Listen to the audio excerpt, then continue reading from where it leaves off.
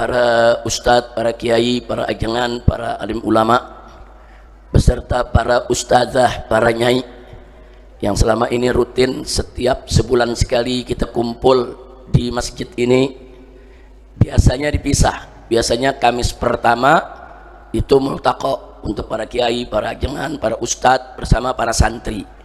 Nah, Kamis ketiga baru majelisnya kaum ibu, para ustazah, para nyai. Tapi karena ini berhubung penutupan, sebentar lagi masuk bulan Ramadan. Nah, kalau ngikuti Kamis 1 dan 3 itu pengajian ibu-ibu udah masuk Ramadan. Nah, makanya yang ibu-ibu digabung ke Kamis pertama dalam rangka tawakufan. Nah, jadi maklumin ini ibu-ibu ya. Nah, mungkin ibu-ibu bertanya kok dimajuin nih, biasanya Kamis ke 3, jadi sengaja dimajuin Bu supaya semua dapat barakah, yaitu dari acara penutupan sementara majelis rutin kita di Masjid Markas Syariat. Nah, tadi pagi kita sudah sama membaca burdah, saudara, mudah-mudahan ada barokahnya. Yang sakit disembuhkan, yang lagi kesulitan dimudahkan, yang lagi kesempitan dilapangkan, saudara, dan diberikan kebahagiaan dari dunia hingga akhirat, amin ya rabbal alamin. Nah, kemudian selain itu tadi juga kita sudah dengarkan beberapa petua nasihat dari guru-guru kita. Alhamdulillah hari ini kita lihat ada Kiai Haji Husnuddin, Kiai Haji An-Nasai atau ajangan Cucun, begitu juga ajangan-ajangan lain yang tidak saya sebutkan. Bahkan ada yang datang dari Cikarang, Kiai Haji Asep dengan Haji Agus Salim, Agus Ibrahim, alhamdulillah dari Pondok Pesantren Al-Muhajirin, saudara. Dan hari ini memang kita bukan hanya majelis rutin, tapi sekaligus juga nanti ba'da zuhur, setelah sholat zuhur ada ziarah syuhada.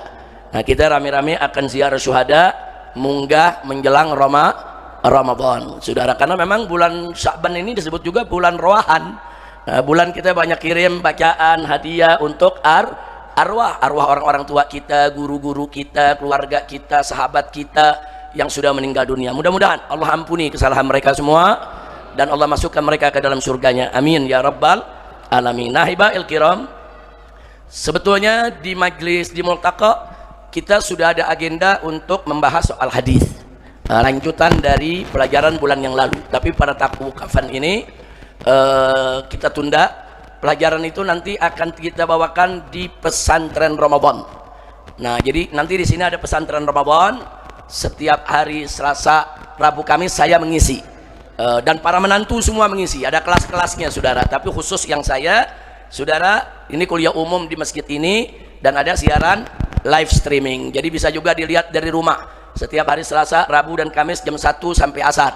Nah, silakan diikuti. Ada pelajaran tentang hakikat aswaja, ada juga tentang karakter aswaja, ada tentang kaidah takfir, ada tentang studi kritis terhadap trilogi tauhidnya Wahabi, saudara. Kemudian ada juga tambahan-tambahan pelajaran lainnya. Itu kita lakukan dari tanggal 1 Ramadan sampai 20 Ramadan, insya Allah. Bagi yang mau mengikuti dari kejauhan, yang saat ini juga melihat live streamingnya Markas Syariat Televisi, nah juga bisa mengikuti, saudara. Tapi bagi mereka yang punya waktu, saudara, bisa ikut pesantren Ramadan. Anak-anak muda kita, santri kita, saya anjurkan ikut, karena pesantren Ramadan di sini selama 20 hari itu penuh dengan muatan zikir dan fikir, muatan ibadah dan juga muatan ilmu. Saya dengan seluruh para menantu dan seluruh dewan guru daripada Markas Syariat akan turun mengajar. Itu pelajaran dari mulai habis subuh sampai maghrib, saudara. Terus kita isi dengan pelajaran. Malamnya tarawih, setiap malam 1,5 juz, sehingga di malam ke-20 khatam Quran 30 juz dalam sholat tarawih, insya Allah. Itu aja sekedar pengumuman. Baik, untuk hari ini ada hal yang sangat penting untuk saya sampaikan, karena ini banyak ditanya di majelis-majelis. Saya kemana-mana di majelis banyak ditanya, yaitu tentang berdirinya Dewan Perdamaian yang didirikan oleh Presiden Amerika Serikat Donald Trump, dan negara Indonesia ikut gabung, saudara. Nah, ini menjadi perdebatan. Nah, sampai-sampai saudara kemarin MUI menolak, Muhammadiyah menolak, kalau NU mendukung, karena NU ketuanya dari dulu memang bertemu dengan Perdana Menteri Israel, memang berkunjung Israel, memang punya hubungan dengan Israel. Itu yang kemarin membuat Kiai Haji Miftahul Akhyar marah, saudara. Jadi NU nggak boleh dibawa-bawa dengan hubungan Zionis, karena Kiai Haji Miftahul Akhyar ini kan Rois Amnya NU, saudara.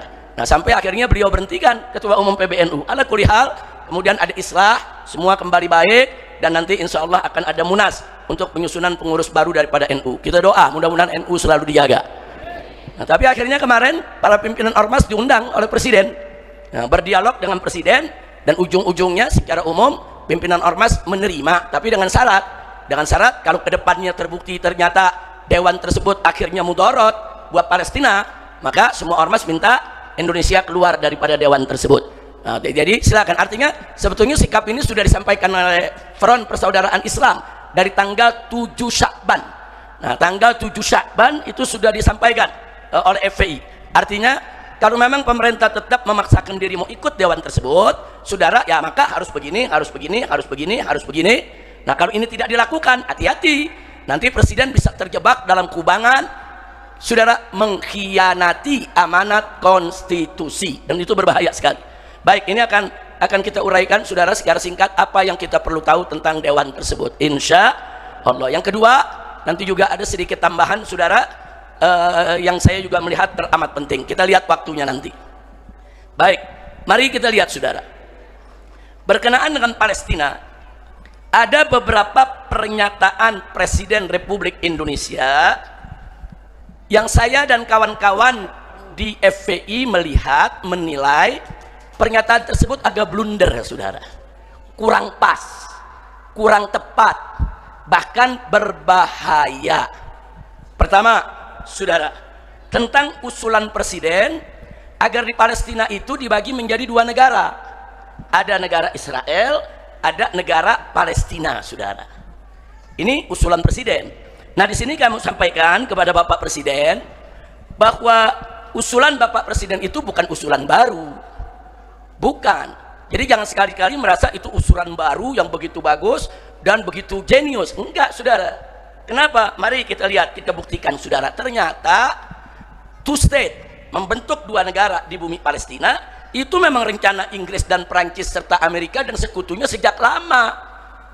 Nah, kalau presiden kita baru bicara kemarin, saudara, Inggris, Prancis, Amerika dan sekutunya sudah sejak dari awal ingin membelah bumi Palestina menjadi dua, separuh untuk negara Israel, separuh lagi untuk negara Palestina. Kita buktikan.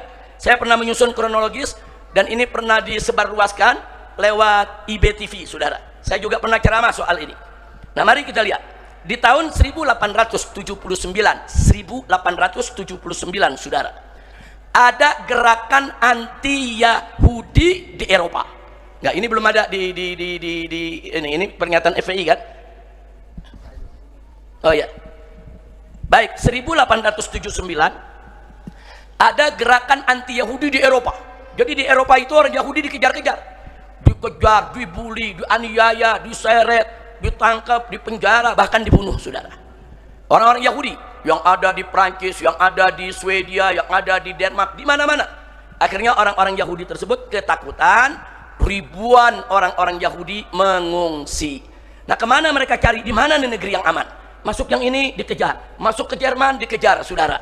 Akhirnya mereka memilih masuk ke negara Islam, masuk ke khilafah, kekuasaan khilafah Turki Utsmani, saudara.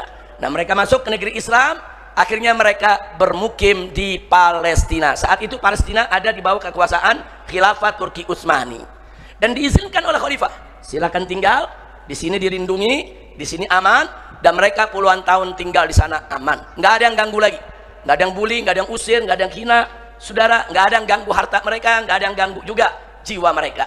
Jadi di bawah khilafah Islam, justru kalangan Yahudi tersebut yang rame-rame lari ngungsi ke Palestina, mereka mendapatkan keamanan. Jadi saya mau tanya, khilafah Islam bagus tidak? Bagus, saudara, melindungi. Nah, sekarang mari kita lihat. Kemudian di tahun 1897, saudara. Baik, jadi sekali lagi, tahun 1879 ada gerakan anti Yahudi di Eropa. Kemudian mereka lari ngungsi. Di tahun berikutnya 1880 mereka masuk ke Palestina dan tinggal dengan aman di bawah perlindungan daripada khilafah Islam Turki Utsmani. Terus di tahun 1897, 17 tahun kemudian, saudara, ada seorang tokoh Yahudi yang bernama Theodore Herzl, saudara. Nah, Theodore Herzl ini menggelar kongres pertama Yahudi internasional. Seluruh Yahudi diundang dari seluruh dunia. Digelar kongresnya di Swiss, saudara. Hasilnya dideklarasikan gerakan yang bernama gerakan Zionis. Apa itu gerakan Zionis? Gerakan orang Yahudi untuk masuk ke Palestina dan mendirikan negara Israel, saudara. Nah, ini tolong dicatat. Jadi mereka bukan pemilik bumi Palestina, mereka pengungsi datang minta tolong dilindungi. Nah, begitu dilindungi, saudara, nah orang tokoh-tokoh Yahudi di dunia lihat nih, kira-kira kalau kita mau diriin negara Israel di mana nih yang enak nih? Nah, mereka lihat bumi Palestina menurut mereka yang tepat. Karena kalau di Jerman nggak mungkin, negara kuat, saudara, di mana-mana kuat, nah, saudara, diusir sudah, mau ke Inggris diusir, ke Denmark diusir, ke Italia diusir, ke Spanyol diusir, yang nggak diusir di Palestina. Nah, jadi di sini mereka menanamkan harapan. Nah, ini kita bisa masuk nih rame-rame ke sana nih, masuk ke sana, bikin gerakan untuk bikin negara Palestina. Baik, saudara, itu berlangsung. Singkat cerita, saudara, di tahun 1114 dan 1818. Ini kalau mantu-mantu bisa buka di apa namanya di note, kan terkonek, ada terkonek kan?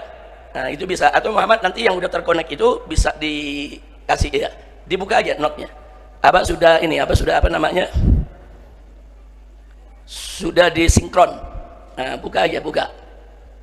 Baik, kita lanjutkan. Di tahun 1914 sampai 1918 terjadi Perang Dunia Pertama, saudara. Nah, begitu terjadi Perang Dunia, di tahun 1916 Khilafah Turki kalah perang, saudara. Catat itu, Khilafah Turki kalah perang. Nah, karena Khilafah Turki kalah perang, wilayah-wilayah kekuasaan Khilafah di seluruh semenanjung Arab diambil oleh Inggris dan Perancis, saudara. Mesirnya diambil, Yordannya diambil, Iraknya diambil, negara Arab semua diambil, saudara. Sehingga kekhilafan Turki Utsmani wilayahnya semakin kecil dan nggak bisa lagi itu melindungi semua negara-negara yang sudah diambil, saudara. Nah, disinilah, saudara, kesempatan orang-orang Yahudi untuk melanjutkan misi mereka mendirikan negara Israel. Dan mereka nuntut kepada Inggris karena Inggris mendukung mereka, negaranya, saudara. Masyarakatnya enggak, negaranya sangat mendukung. Kata Inggris boleh, Yahudi nggak boleh masuk ke Inggris. Tapi kalau Yahudi mau negara, nanti Inggris akan cariin tempat. Tapi jangan di Inggris, kan kurang ajar tuh ya, Pak. Nah, Palestina ini jatuh ke tangan Inggris. Nah, setelah Khilafah Turki perang kalah tahun 1916, saudara, akhirnya Inggris melakukan deklarasi Balfour. Nah, ada deklarasi di Balfour, saudara, yang menyatakan Inggris mendukung didirikannya negara Yahudi.